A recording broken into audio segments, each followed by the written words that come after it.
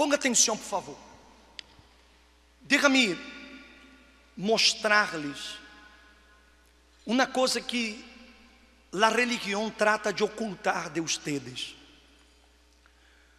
Porque a maioria, e por que não dizer todas as religiões, elas tratam de levar as pessoas a aceitar, a resignar-se a seus problemas e sofrimentos, incluso haciendo as pessoas crer que o mal que elas passam ou vivem é porque Deus las está castigando. As pessoas, elas vivem uma vida de miséria econômica e espiritual porque la hacen crer que os pobres é que estão cerca de Deus. E hasta usam a Bíblia, porque está escrito: bem-aventurados os pobres em espírito, ou de espírito, porque de ellos es el reino de los cielos. Então eles usam esse versículo e dizem assim: vês? A Bíblia diz que o reino de los cielos é de quem? De los pobres. Mas a Bíblia diz pobre de espírito, não habla de pobre de bolsillo. Amém. Então você não se pode deixar enganar por esses pensamentos que são errados, porque o propósito de Deus para todos os teres que estão aqui é que você seja próspero. Próspero. Isso é uma ideia que está em toda a Bíblia, desde a criação, desde o começo. A ideia de Deus sempre foi que su pueblo, que os suyos tivessem prosperidade. Quando Deus criou Adão e Eva, aonde Deus los puso? Aonde? Em um paraíso. E nesse paraíso havia miséria, falta de comida, havia enfermidade, havia desgraças. Não, o que havia no paraíso era vida em abundância. Quando Jesus ele vino a esse mundo, ele reforçou a ideia. Quando ele vindo, ele recalcou a ideia. Ele disse: eu he venido para que tenham que vida, e vida em abundância. Então Jesus reforçou a ideia de que o que ele quer para su pueblo é que su pueblo tenha abundância, que tenha prosperidade em todas as áreas, porque a prosperidade não significa apenas ter dinheiro no bolsillo. A prosperidade representa um todo. A vida abundante que Jesus promete é a vida plena, a vida completa. Mas essa vida completa, ela depende da submissão da pessoa ao Senhor Deus. Se a pessoa não se somete a Deus, se a pessoa não se sujeita à palavra de Deus, então ela vai estar entregada ao mal. Porque Jesus diz que o ladrão não vem sino para matar, roubar e destruir. Então, a função do diabo é destruir. A função do diabo é poner as pessoas em la miséria. A função do diabo é arruinar as pessoas e depois levá-las ao inferno.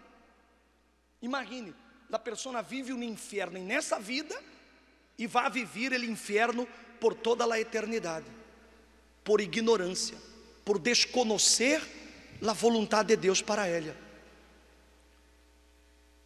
Quando Israel se apartava de Deus, eles sofriam as consequências desse apartamento. Eles sofriam, não porque Deus os castigava, mas quando eles saliam, se alejavam de Deus, eles saliam fora de sua proteção. eles estavam fora do alcance de Deus. Por quê? Porque eles não queriam estar aí.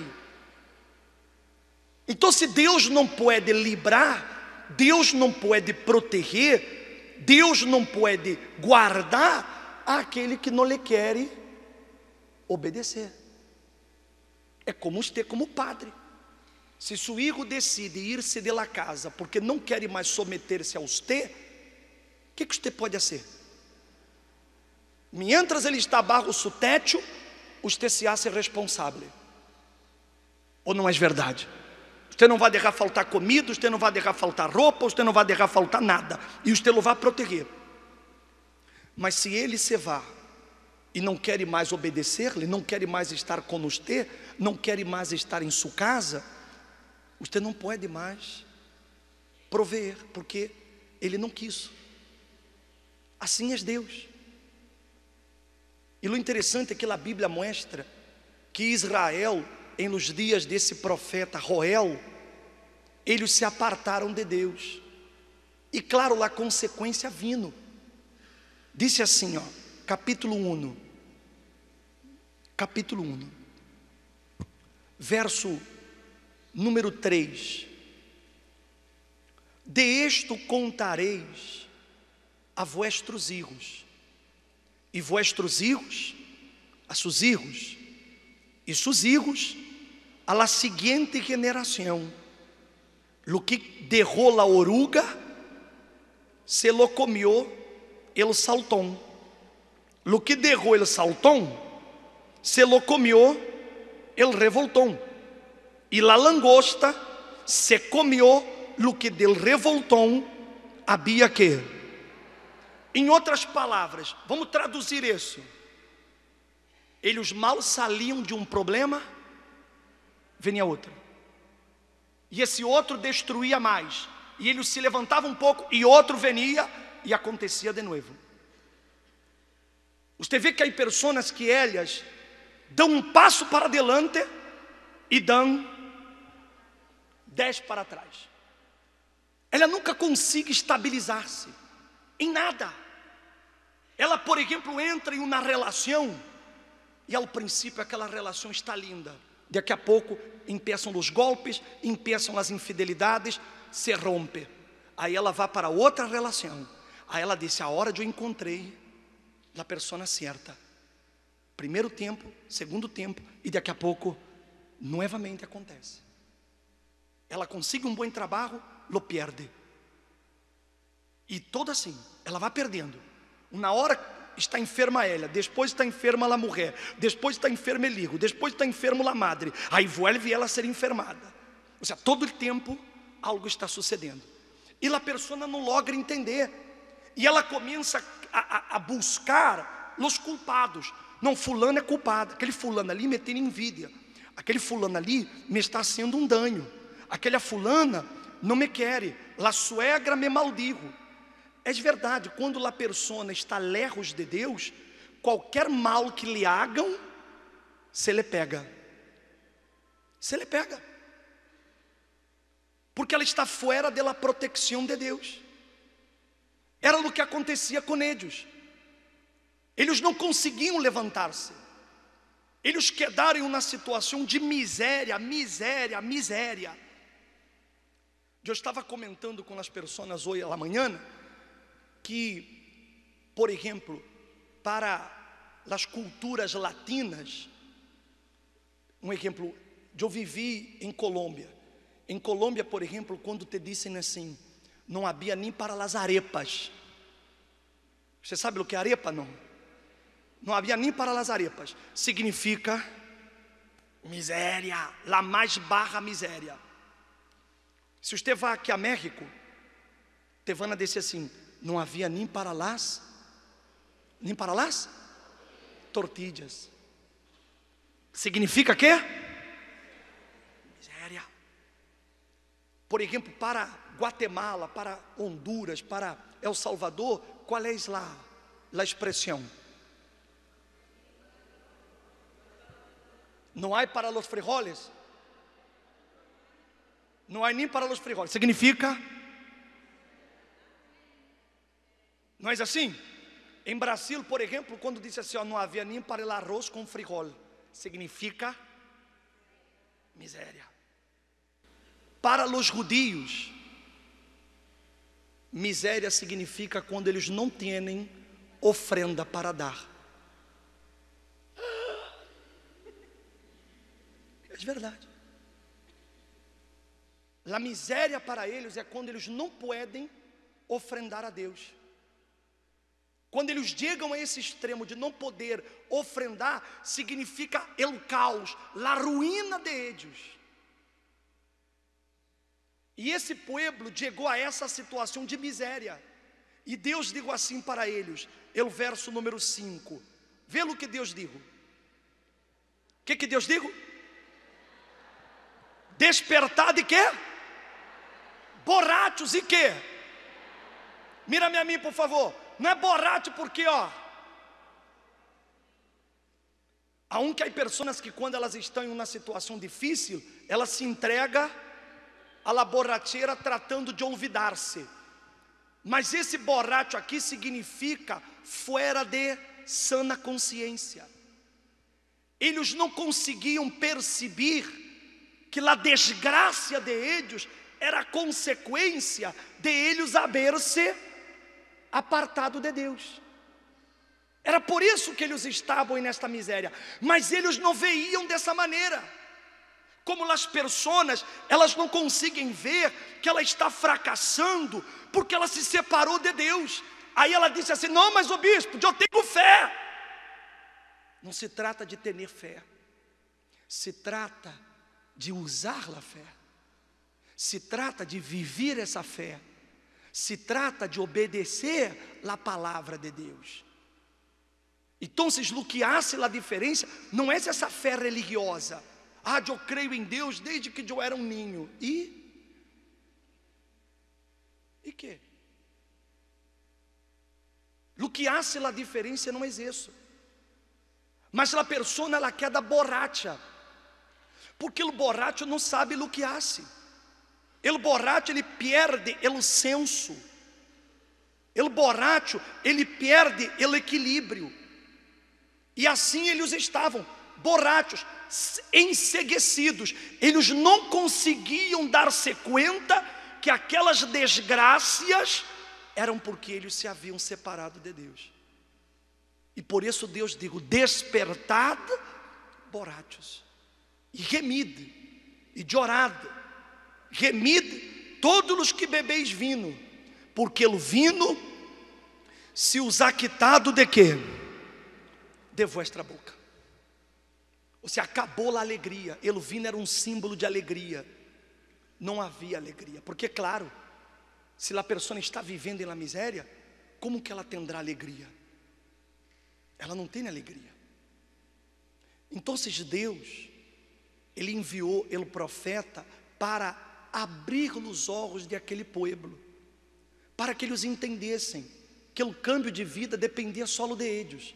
Vê o que disse no capítulo 2, verso número 12, por favor. 2:12. Ele disse assim: a hora, pois, disse o Senhor, converti-os a hora a mim. Com quê? Com todo o vosso coração, com ajuno, com llanto e lamento.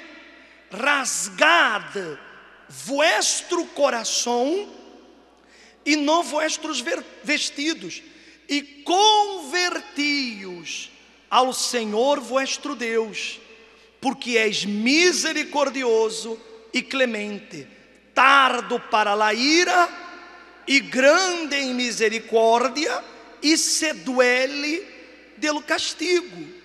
Quem sabe se volverá, se arrepentirá e derrará tras si bendição, isto é, ofrenda e libação para o Senhor que. Então ele diz assim, ó, converti-os a mim. Convertir-se significa volver-se a Deus.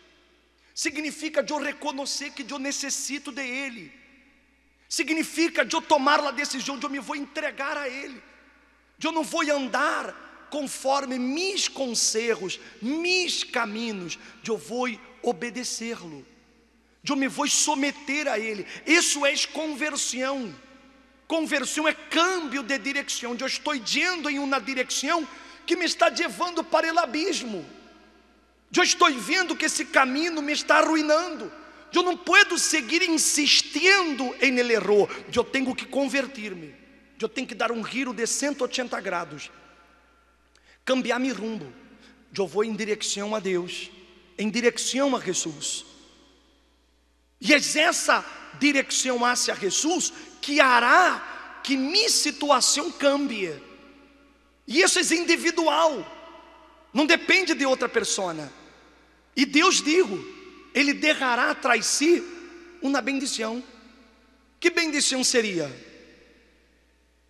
Está escrito aí. O que Ele derraria para eles? Derraria quê? Isto és, ofrenda e libação para quem? Ou seja, como para eles miséria era não ter a ofrenda, então se Deus digo, Ele vai derrar que vocês tenham a ofrenda para oferecê-la. Ou seja, Deus ia cambiar a situação que eles viviam, em no momento que eles se convertissem, não de palavras, mas de todo o coração. Porque quando a pessoa se converte de todo o coração, ela toma a decisão de cambiar. Ela cambia. Eu estava conversando com uma pessoa e eu lhe disse assim, ele me disse assim, bispo, parece que eu não consigo cambiar. Eu digo, ele vou ser muito sincero, não é que você não consiga, é que você não quer. Porque quando você toma a decisão, sua decisão é soberana. O ser humano foi criado com livre albedrio, com poder de decisão. E sobre esse poder de decisão, nem Deus, nem o diabo pode interferir. Porque Deus entregou isso para o homem. Ele tem esse poder. Eu posso decidir seguir ao diabo ou seguir a Jesus. Quem decide sou eu. Eu decido se vou continuar sendo um fracasso ou se eu vou ser um triunfador. Eu decido isso. Esse poder me foi dado, eu tenho esse poder. E quando eu me converto de todo o coração, é porque eu decidi. Eu não esperei para fulano nem me engano. Minha decisão, eu quero cambiar e vou a cambiar. Amém, gente? Aí ele disse assim,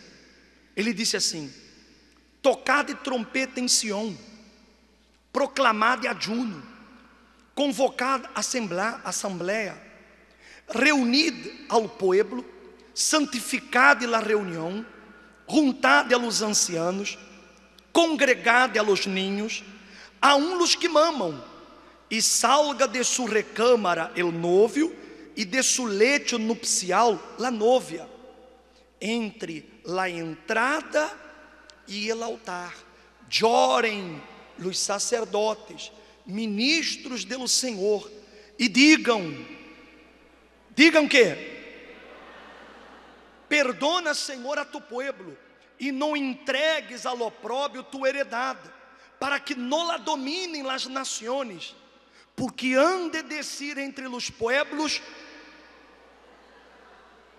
Se eu vivo na vida de fracasso, a primeira coisa que você escuta é assim: aonde que? Você pode observar. Se você é uma pessoa que está vindo à igreja e você vai pedir a alguém dinheiro prestado, a pessoa lhe diz assim: aonde está tu Deus? Quando você se enferma, eles já dizem assim: aonde está quê? Aonde está seu Deus? Seu marido que é incrédulo, ele disse assim: aonde está seu Deus? Por que você me vem pedir dinheiro? Aonde está seu Deus? É verdade ou não é verdade? Por quê? Porque eles lhe gustam humilhar. Por isso que Deus não quer que você viva um fracasso. Porque Deus não quer que você seja humilhado. Porque nós outros como sacerdotes, porque todos somos sacerdotes do Altíssimo, temos que representá-lo. Então, se não podemos ter uma vida mísera, uma vida fracassada, um matrimônio infeliz, não, nós outros temos que ser a bendição. Amém, gente? Porque se isso não acontece, vai acontecer o que está escrito na Bíblia. Eles te vão a perguntar: aonde? Donde que? Aí disse assim: e el Senhor, solícito por su tierra, perdonará su pueblo. Responderá el Senhor e dirá a su pueblo: eu os envio pão, mosto e azeite, e sereis saciados de ellos, e nunca mais os pondré por opróbio entre as nações. Então, quando a pessoa ela se converte ao Senhor Deus, quando ela se vuelve a Deus, então se Deus perdona e Deus responde a oração de Édia. E Deus envia pão. Pão significa abundância, sustento. Nunca vai faltar. Nunca. Você nunca vai ter falta de dinheiro para comprar. Você nunca vai ter falta de dinheiro para pagar suas contas, suas deudas, para pagar suas rentas. Você nunca vai ter falta de dinheiro quando seu filho lhe pida. Nunca. Porque Deus lhe dará pão, lhe dará sustento. Você vai ter sustento. Não lhe vai faltar nada. Porque essa é a vontade de Deus. Amém, gente? Que você tenha o melhor. Ademais do pão, ele digo: eu enviarei el mosto é o vinho. Vinho era um símbolo de alegria. Porque as pessoas quando estão em la miséria vivem amargadas, tristes. Então se Deus enviaria abundância del pão, Deus enviaria a alegria, mas Deus também enviaria el aceite, que é símbolo do Espírito Santo. Ou seja, significa que o que Deus dá, Ele dá completo. Com Deus é o combo completo. É todo. Deus não dá apenas, não, Ele quer dar todo o que você necessita. Mas você tem que pagar um preço. Qual é o preço? Qual é o preço? A conversão. É você tomar a decisão de eu vou obedecer, de eu me vou envolver a Jesus. Quando você haga isso, então Ele enviará para a sua vida todo o que lhe haga falta. E para finalizar, Ele disse assim: las eras se llenarão de trigo, abundância. Los lagares rebosarão de vinho, alegria, e azeite. Você vai estar lleno do Espírito Santo. Porque de nada serve ter dinheiro se não há o Espírito Santo. De nada ter dinheiro na família se não tem o Espírito Santo. De nada adelante estar sano se não há o Espírito Santo. Porque é o Espírito Santo quem nos dá tudo. Amém? Aí ele disse assim: e os restituirei. Então, se Deus promete restituir, o que você já perdeu em sua vida? O bispo: eu perdi meu matrimônio, eu perdi meus filhos, eu perdi meu trabalho, perdi minha empresa. O bispo: eu perdi o respeito das pessoas. Eu perdi, o bispo, minha moral delante de minha família, porque nada mais crê em mim. Eu perdi tudo. Mas Deus está dizendo que se você se converte a Ele, Ele restituirá todos estes anos que foram perdidos.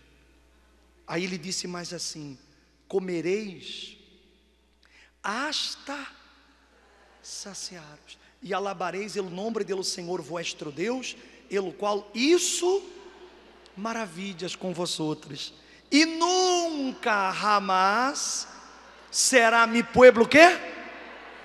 avergonçado.